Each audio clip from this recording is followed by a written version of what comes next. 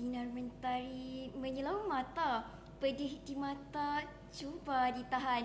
Lafaz bismillah pembuka kata, Assalamualaikum saya ucapkan. Sekalam kasih saya hulurkan kepada saudari pengurusi majlis. Salam penuh keadilan saya ucapkan kepada barisan panel hakim yang sentiasa bersama panci keadilan.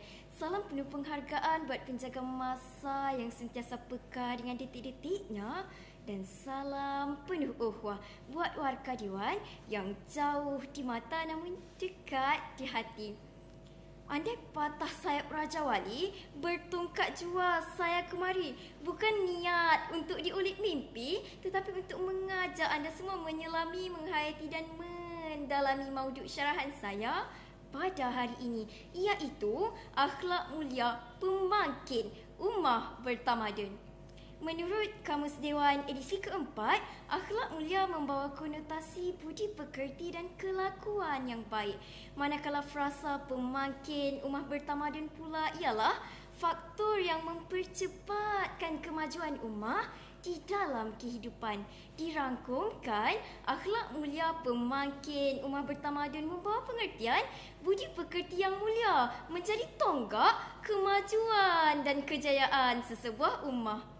Hadirin dan hadirat sekalian, sabda Rasulullah sallallahu alaihi wasallam, ala wa inna fil jasadi mudghah wa iza salahat salahal jasadu kulluh wa iza fasadat fasadal jasadu kulluh ala wa hiyal qalb. Mafhumnya, dan dalam diri manusia itu ada seketul daging. Jika ia baik, maka baiklah keseluruhannya. Namun jika ia buruk, maka buruk dan rosaklah seluruh anggota badannya. Dan yang dimaksudkan dengan daging itu ialah hati. Hadis riwayat Bukhari dan Muslim. Akhlak merupakan cerminan diri bagi seseorang yang mempunyai ilmu dan adab. Sentuhan akhlak terpuji akan mewujudkan suasana aman sekaligus dapat melahirkan ummah bertamadun.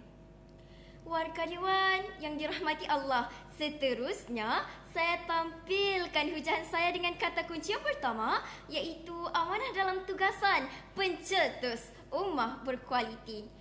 Dalam Islam, amanah merupakan tuntutan iman. Mereka yang amanah akan berusaha untuk memenuhi dasar kod etika, undang-undang serta janji-janji mereka. Amanah juga merupakan sifat baginda Rasulullah sallallahu alaihi wasallam seperti mana firman Allah di dalam surah Asy-Syu'ara ayat yang ke-107. A'udzubillahi minasyaitonirrajim. Inni lakum rasulun amin. Mafhumnya, sesungguhnya aku ialah Muhammad, Rasul yang amanah yang diutus Allah kepada kamu. Jika kita telusuri sifat amanah baginda Rasulullah sallallahu alaihi wasallam yang ditunjukkan kepada umatnya, ia telah menjadi contoh dan tauladan sehingga akhirnya melahirkan ummah berkualiti.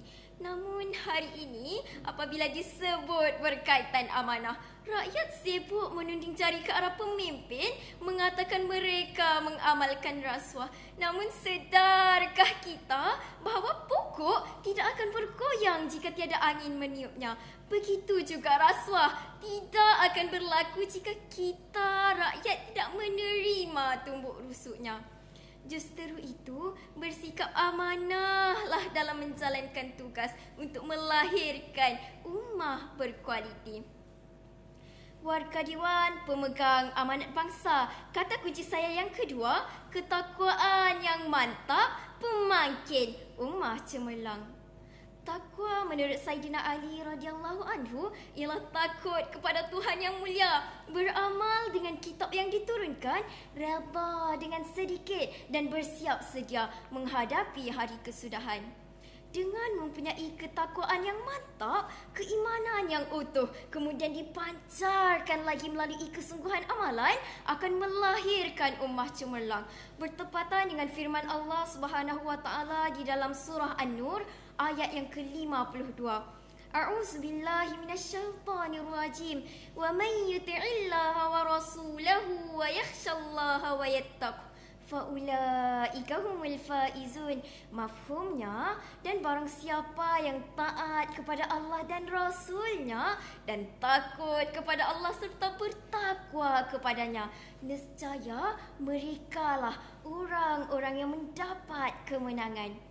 Hal ini dapat dibuktikan lagi dengan ketakwaan yang dimiliki oleh Sultan Al-Fatih sehingga beliau berjaya menakluki kota Konstantinopel seawal usia 21 tahun dengan tetap bergantung kepada Allah yang Esa serta tidak putus harap apabila musibah melanda, menjadikan beliau sebagai sebaik-baik pemimpin serta pasukan di bawah komandonya sebagai sebaik-baik pasukan.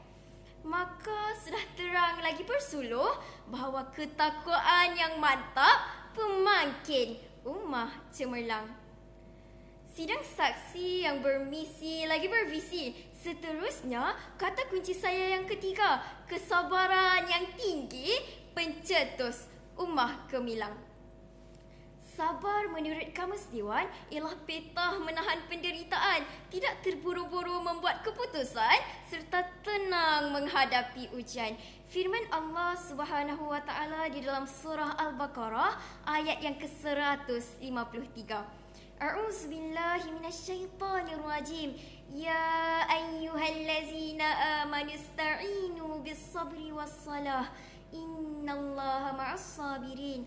Mafhumnya, wahai orang-orang yang beriman, mintalah pertolongan kepada Allah dengan sabar dan salat. Sesungguhnya Allah bersama orang-orang yang sabar. Ingatkah kita tentang ujian yang menimpa Nabi Muhammad sallallahu alaihi wasallam ketika mula-mula berdakwah, dihina, dicaci, dikeji serta dipaling najis telah menjadi rutin dalam dakwah baginda. Namun baginda tetap bersabar serta yakin dengan pertolongan Allah sehingga tersebarlah agama Islam di serata dunia. Sifat kesabaran inilah yang menjadikan seseorang itu tidak mudah putus asa kerana yakinnya mereka pada Yang Esa. Justeru itu, marilah kita berusaha untuk melatih diri untuk bersifat sabar dalam segala hal agar dapat membentuk ummah cemerlang, insan gemilang. Dengan mengambil ketiga-tiga kata kunci tersebut, dapatlah diinduksikan bahawa akhlak mulia pemangkin ummah bertamadun. Suka saya tegaskan sekali lagi kata kunci yang dapat membina mauduk syarahan. Pertama, amanah dalam tugasan, pencetus ummah berkualiti. Kedua, ketakwaan yang mantap, pemangkin ummah cemerlang. Dan yang ketiga, kesabaran yang tinggi, pencetus ummah gemilang. Sebelum kaki melangkah pergi, sebelum kata menutup bicara, izinkan saya mengakhiri syarahan saya dengan serangkap pantun. Madah diungkap, santun bitara, pantun dilantun seikhlas hati. Salah dan silap tutur bicara, mohon diampun seikhlas hati. Sekian wabillahi taufiq wal hidayah. Wassalamualaikum warahmatullahi wabarakatuh.